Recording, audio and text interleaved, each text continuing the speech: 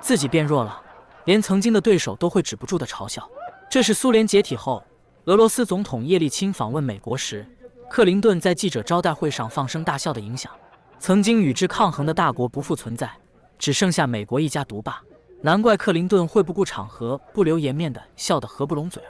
叶利钦也附和着一起笑，表情中透露着一丝无奈和心酸。苏联解体前，美国当初承诺会给予的援助，随着苏联的分崩离析，也变成了遥不可及的诺言。叶利钦醉心于美国等西方家描绘的美梦中，甚至于1993年10月使用坦克包围苏维埃所在的议会大楼，把炮火对准了自己的国家和人民。